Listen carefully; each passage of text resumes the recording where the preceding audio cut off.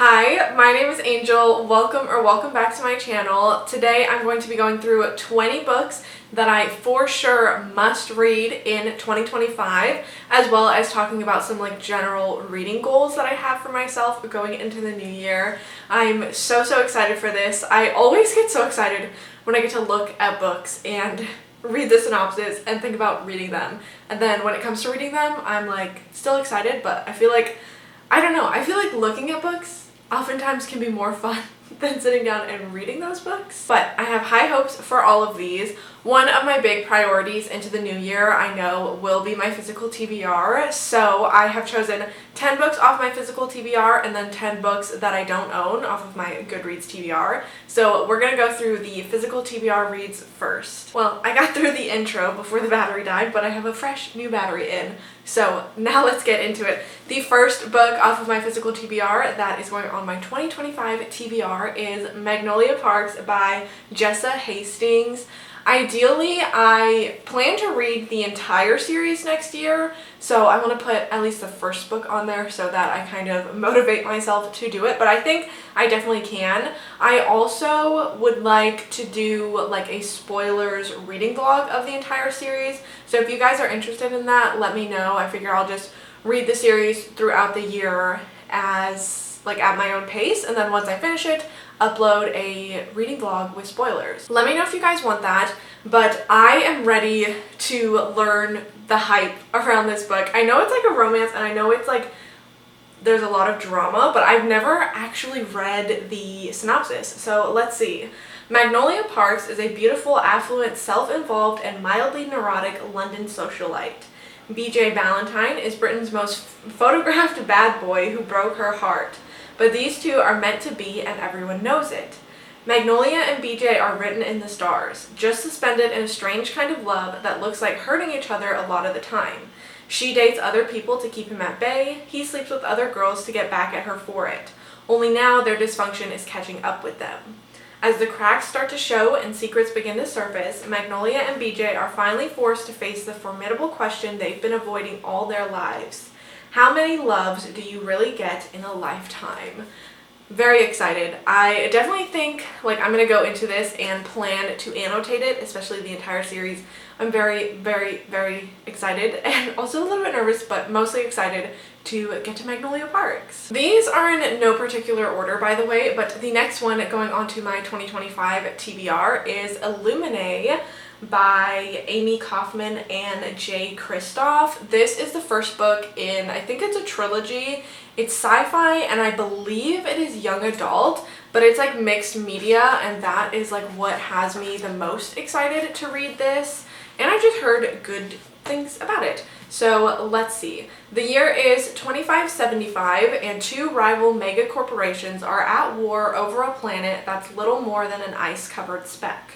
Now, with enemy fire raining down on them, exes Katie and Ezra, who are barely even talking to each other, are forced to escape the evacuating fleet. But their problems are just beginning. The fleet's AI has gone crazy, a deadly plague has broken out on one of the ships, and nobody in charge will say what's really going on. As Katie hacks into a tangled web of data to find the truth, it's clear only one person can help her, the ex-boyfriend she swore she'd never speak to again. Okay, so it's sci-fi and it's space and high stakes, and then there's also a romance and some maybe a romance because they're ex-partners, so I feel there will be some drama and some tension there. The next book going on my 2025 TBR is The Last Housewife by Ashley Winstead. This one I've wanted to read for a really long time, and I now own the physical copy. I also read my first Ashley Winstead book in 2024, which was Midnight is the Darkest Hour. It was a 5-star. It will probably be in my top 10 of the year, so I'm dying to get to more of her thrillers. I know the synopsis of this one because I've read it before, but not recently. It says, while in college in New York, Shay Evans and her best friends met a captivating man who seduced them with a web of lies about the way the world works, bringing them under his thrall. By senior year, Shay and her friend Laurel were the only ones who managed to escape. Now 8 years later, Shay's built a new life in a Tony, Texas suburb. Why did I say it like that? Suburb.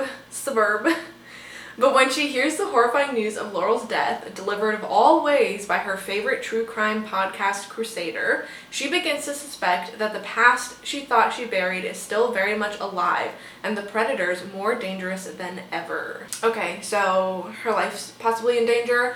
I'm just really, really excited because Ashley Winstead's writing just blew me away in Midnight is the Darkest Hour, so I think I will have no problem getting to that one this next year. Up next is The Invisible Life of Addie LaRue by V.E. Schwab. I've been wanting to read a V.E. Schwab book, and I figure what better place to start than with this one. I know this is very, very popular. I've heard it's intense and emotional, and I'm really, really excited. So I think I know like the general premise, but let's see what it says here. France, 1714. In a moment of desperation, a young woman named Adeline meets a dangerous stranger and makes a terrible mistake.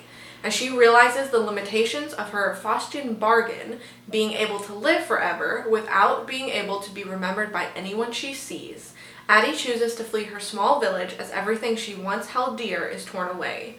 I'm going to not read the rest of the synopsis because that's all I know about the book so far, and I feel like I kind of want to be surprised by it and let it take me away and down this emotional pathway. So very, very excited. I think this is so pretty with like the stars and stuff. Even the back of it is really, really pretty. This will probably be another one that I go into just ready to annotate because I think there's going to be some hard-hitting moments in there. Next, off of my physical TBR, I would like to read Kill for Me, Kill for You by Steve Kavanaugh. This is a thriller that just came out in 2024, and I believe it is two women that meet, and they both have like a traumatic past, and they decide to each kill the other person in the other person's life, if that makes sense.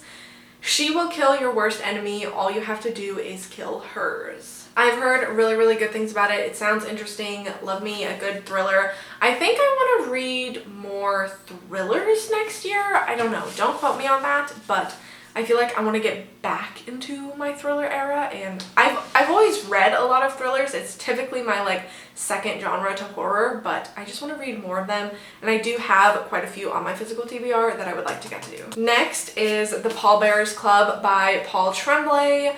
Horror movie for Paul Tremblay is one that I read this year and was a 5-star for me. Like, I really, really love that book.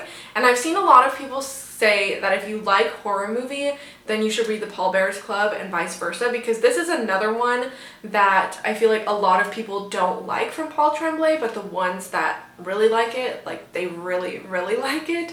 So I think that I'll enjoy this because horror movies kind of the same. Like, I am one of those that like really, really is into it, but I can understand why so many people don't like that book. So I think this has to do with vampires and like friendship or something. So this seems really interesting. I guess it's about a kid that was a part of the pallbearers club, so he would go and be a pallbearer for funerals that were not very well attended, and then he meets this new friend who has some weird things about her, and then later on in life he is writing a memoir, and she comes back into his life and is starting to correct him in all these things that he's writing. So I think this is really interesting. I guess like the book has like annotations within it by this friend. You can see like there's stuff written in the margins, which I did not know. So I'm really excited for this one. I hope I love it as much as I loved a horror movie. I hope I'm one of those people that really gets it. Next up is The Memory of Animals by Claire Fuller. I'm not even fully sure what this is about. I know it's got a gorgeous, gorgeous cover. Maybe that's the reason I added it to my TBR, but I'm not telling. In the face of a pandemic, an unprepared world scrambles to escape the mysterious disease causing sensory damage, nerve loss, and in most cases, death. Neffy, a disgraced and desperately indebted 27-year-old marine biologist, registers for an experimental vaccine trial in London, perhaps humanity's last hope for a cure. Though isolated from the chaos outside, she and the other volunteers cannot hide from the mistakes that led them there. So it sounds like it's sci-fi, dystopian, and maybe a little bit of like a mystery thriller going on. Next up for my 2025 TBR is Little Eyes by Samantha Schweblin. This is the author of Fever Dream, which is a novella that I really, really enjoyed, and I've heard really, really good things about this. I think it's like let me just read the synopsis. They've infiltrated homes in Hong Kong, shops in Vancouver, the streets of Sierra Leone. They're everywhere. But how can a person living in Berlin walk freely through the living room of someone in Sydney? How can someone in Bangkok have breakfast with your children in Buenos Aires without your knowing? The characters in Samantha Schweblin's Little Eyes reveal the beauty of connection between far-flung souls while exposing the ugly side of our increasingly linked world. In this prophecy of a story, Schweblin creates a dark and complex world that's all the more harrowing for being so recognizable and familiar. Okay, so that didn't really explain anything, but I think Little Eyes, like there are these like little like robot things, but there's like real people controlling them. So if you have one in your house, it could be a real person on the other side that is like watching you and communicating with you, and I'm not really totally sure, but it sounds really interesting. Once again, I enjoyed another book by this author, so I think this could be a really fun one. Next is Last Days by Adam Neville. I really enjoy Adam Neville, so I feel like it's about time that I read this book. This, I think, is one of, aside from The Ritual, I think it's one of his most popular books. It's one that I hear a lot of people talk about. I know it has to do with cults, and I'm sure it's got to do with folk horror, because that is like Adam Neville's what is the word? Area of specialty is folk horror, so I'm really excited for this. Okay, so this is about a documentary film crew that goes to make a film about the Temple of the Last Days, which is a cult that happened in 1975, where there was a massacre, including the death of its infamous leader, Sister Catherine. So I guess he goes through a few different locations in order to film this, and I'm sure he uncovers some things, and it gets dark and dangerous. I like Adam Neville, really enjoy his writing. I have heard nothing but good things about this, so I definitely feel like I need to read this next year. And last but not least, I just picked this one because I wasn't sure what else to pick off of my physical TBR. There are plenty of books on there that I want to read, but I have a lot of videos already planned for next year, and a lot of these books already slotted into those videos, so I didn't want to put any of those on the TBR because I feel like that makes it too easy, because like I'm already going to read it for a video, so why not choose something else and give myself a bigger challenge and conquer more of my physical TBR. This one I've had for years, and that is Shutter Island by Dennis Lehane. I don't know how you pronounce that.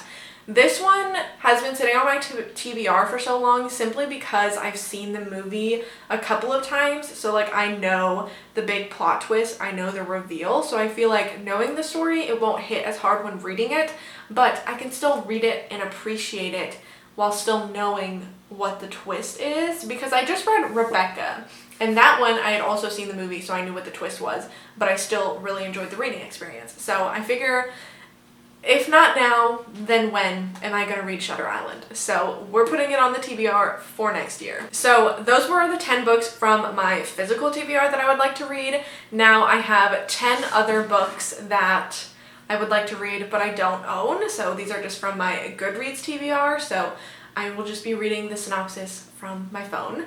The first one is The Bog Wife by Kay Chronister. This was probably one of my most anticipated releases for this year. It came out in October. I haven't gotten to it yet, and I will not get to it before the end of the year, so I definitely got to get to it in 2025. This is a folk horror, I think. It says it's an atmospheric Appalachian Gothic. The Hadley siblings of West Virginia must unearth long-buried secrets to carve out a future when the supernatural bargain entwining their fate with their ancestral land is suddenly ruptured. So I believe this is like this family that lives next to this bog, and they have a like bargain with the bog, and it produces this bog wife for them, and then I guess something happens and it no longer is upholding its end of the bargain, and then I don't know what's going to happen after that, but I think the cover's beautiful. I think it sounds really fascinating, and I'm definitely very excited to read this one. The next book that I've decided to put on my 2025 TBR is Emily Wilde's Encyclopedia of Fairies. I have wanted to read this one for so long. It just sounds so like fun and whimsical. So it says that this is about a professor who journeys to a small town in the far north to study fairy folklore and discovers dark fae magic, friendship, and love in the start of a heartwarming and enchanting new fantasy series. Once again, I think the cover of this one's beautiful. I know the second book is out now. I don't know how many books there will be and when. Oh wait, is there 3 books out right now? Oh, the third one is the one that is coming soon. So that's very, very exciting. So then if I finish this one and I really like it, there's already a book that I can go on to. The next one that I'm putting on my 2025 TBR is Lost in the Garden by Adam S. Leslie. I know that I've talked about this one on my channel before, and I think this one just came out in 2024. It says, like an old wives' tale, like a piece of wisdom passed down through generations, which no one questioned or even thought about too hard, like folklore. It was just something everyone knew, a rule to be followed. Don't go to Almondby. I don't know if that's how you pronounce it, but it is described as creepy, dreamlike, unsettling, and unforgettable, and it just sounds really, really fascinating. Once again, it has a gorgeous cover. Are we seeing a theme here? I think maybe I just add books to my TBR because I think they're pretty. But who doesn't do that? You guys are gonna have to bear with me here. I don't know where this one came from, but I decided I'm putting it on my 2025 TBR, and that is Throne of the Fallen by Carrie Maniscalco. I think that's how you say it. So this is another fantasy series, but this is also a romantasy. I actually don't know what it's even about. Let's see. The Prince of Envy has never claimed to be a saint. But when a cryptic note arrives, signaling the beginning of a deadly game, he knows it will take more than a hint of sin to win and save his falling demon court. Riddles, hex objects, anonymous players, nothing will stand in his way, though none of his meticulous plans prepare him for her, the frustrating artist who ignites his sin like no other. The trouble with scoundrels and blackguards is that they haven't a modicum of honor, a fact Miss Camilla Antonius learns after one desperate mistake allows Waverly Green's most notorious rake to blackmail her. To avoid a ruinous scandal, Camilla is forced to enter a devil's bargain with Envy, little expecting his game will awaken her true nature. Together, Envy and Camilla must embark on a perilous journey through the underworld, from glittering demon courts to the sultry vampire realm and beyond, while trying to avoid the most dangerous trap of all, falling in love. Dun, dun, dun. So this is another series that I think is still being published as we speak. Once again, I don't know if I will really enjoy this one, but I would like to try it out anyways and see what it's all about. I think it's like the 7 deadly sins, and so each book is like a different one. So obviously book 1, as I said, was about envy. The next one is another thriller. This is one that I've heard really, really good things about. I feel like everybody that I've seen talk about this book has really, really enjoyed it. So I really want to read it and see what the hype is about. This is Look Closer by David Ellis. It says, Simon and Vicky couldn't seem more a wealthy Chicago couple with a stable, if unexciting, marriage. But with these two, absolutely nothing is what it seems. When a beautiful socialite is found hanging in a mansion in a nearby suburb, Simon and Vicky's complex web of secrets begins to unravel. A whirlwind affair, a $20 million trust fund about to come due, a decades-long grudge, and an obsession with revenge. Both Vicky and Simon are liars, but just who exactly is conning who? Prepare to question everything you think you know in this wickedly clever novel of greed, revenge, obsession, and quite possibly the perfect murder. So this one has me really intrigued because it sounds like just kind of your average domestic thriller, but people that talk about it say that it is like more than that and it might blow you away. So really, really excited to see the hype, to maybe hopefully join the hype on that one. Up next, there are a couple Cormac McCarthy books that I really, really want to get to, but I decided just to put one on this TBR. So the one that I have up here is Blood Meridian, or The Evening Redness in the West. Cormac McCarthy is known for doing very depraved and depressing things, and I really, really loved The Road. I gave that one 5 stars, and I've just been dying to read more from him. He's such like a well-known author that I feel like there's a reason why his stuff is like so widely talked about and recommended. So this one says Blood Meridian is an epic novel of the violence and depravity that attended America's westward expansion, brilliantly subverting the conventions of the Western novel and the mythology of the Wild West. Based on historical events that took place on the Texas Mexico border, oh my goodness, in the 1850s. It traces the fortunes of the kid, a 14-year-old Tennessean who stumbles into a nightmarish world where Indians are being murdered and the market for their scalps is thriving. So it sounds brutal, it sounds dark, it sounds depraved and depressing, and I'm expecting all of that, but sometimes I really, really love that in a book. Okay, another one that might possibly hit hard that I would like to read is Sea of Tranquility by Emily St. John Mandel. I read Station 11, I think in 2023, and really, really enjoyed it, although I was late to the party with that one, and I'll be late to the party with this one. It says, this is a novel of art, time travel, love, and plague that takes the reader from Vancouver Island in 1912 to a dark colony on the moon 500 years later, unfurling a story of humanity across centuries and space. I did not know that this has a space element to it. Sounds really interesting, has fantastic reviews, and it's like relatively short, so I'm very, very curious how she's going to achieve that like hard-hitting effect. I'm sure she will, but I'm really, really curious to see that. Okay, up next we have a literary fiction or contemporary fiction. This one I added to my TBR, and I feel like ever since then I've been thinking about it and I really want to read it, but I haven't gotten around to reading it yet. This is Hot Milk by Deborah Levy. It says, 2 women arrive in a village on the Spanish coast. Rose is suffering from a strange illness and her doctors are mystified. Her daughter Sophia has brought her here to find a cure with the infamous and controversial Dr. Gomez, a man of questionable methods and motives. Intoxicated by thick heat and the seductive people who move through it, both women begin to see their lives clearly for the first time in years. Through the opposing figures of mother and daughter, Deborah Levy explores the strange and monstrous nature of womanhood. Dreamlike and utterly compulsive, Hot Milk is a delirious fairy tale of feminine potency, a story both modern and timeless. So it sounds really, really fascinating. I feel like it sounds like it would be a really good like summery read, like almost a beach read. So I'm definitely going to try to read that during the summer if I can. It also feels like there's going to be some like dark things happening, maybe a little bit of a mystery. Next up is a literary horror that I've been meaning to read for a really long time. This is Chlorine by Jade Song. And I believe this is about a girl who is a swimmer. She's like an athlete, and she is going through this time in her life where she turns into a mermaid. It says it's a literary coming-of-age narrative and a dark, unsettling horror tale told from an adult perspective on the trials and tribulations of growing up in a society that puts pressure on young women and their bodies.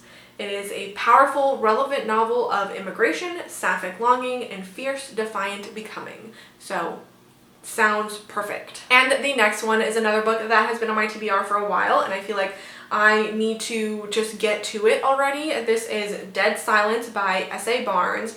This one I've heard really good things about, but I know S.A. Barnes just came out with a different novel, and I've heard not good things about that one. So we'll see. This is a sci-fi horror. It says, Claire Kovalik is days away from being unemployed, made obsolete, when her beacon repair crew picks up a strange distress signal.